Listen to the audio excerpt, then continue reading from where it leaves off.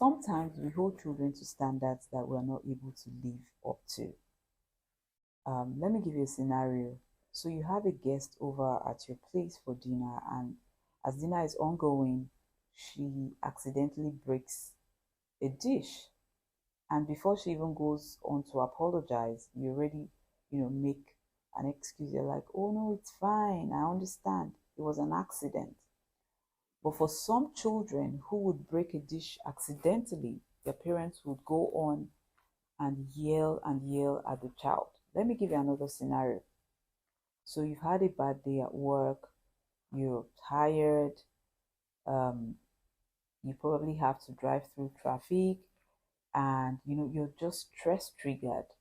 And then someone says something to you that is offensive, and you really do not want to react irrationally, but you just flare up and you say things that you're not supposed to say.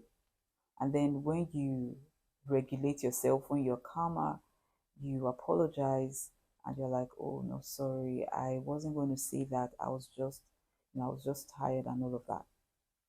But when some children have a bad day, when they have a difficult time, probably in school or on the playground, someone snatched their toy, someone spoke to them in a way that, wasn't pleasing, or someone bullied them, and then they're throwing tantrums, or maybe they don't even have the right coping skills to pull through that particular situation, and they're acting in a certain way.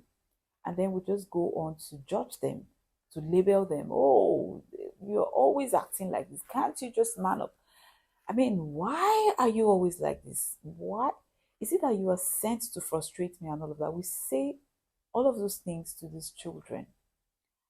Well, what I just want to, make us understand from these two scenarios is that this is a year where we need to weigh our words and our actions as we raise our children.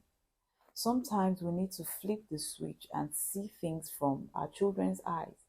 I mean, how would you feel if someone you love, someone you honor, someone who's dear to you yells at you or embarrassingly calls you out for making a mistake? Let's not forget that the people we're dealing with are children. Some of them are still learning to do things. Some of them are still figuring out how to manage their emotions. We need to be mindful of how we interact with them, because the child who is 2 years today will be 12 years in 10 years.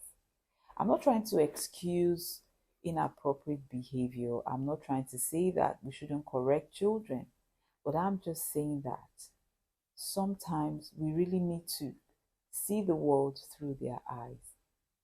And we need to understand that as we interact with them on a daily basis, we are programming them. We're building the foundations of their lives.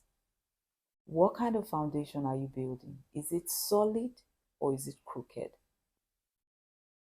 Many years down the line, when you look at your child, what reflection would you see?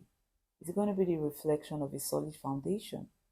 Or is it going to be the reflection of a foundation that was built, having to having to react to everything the child did?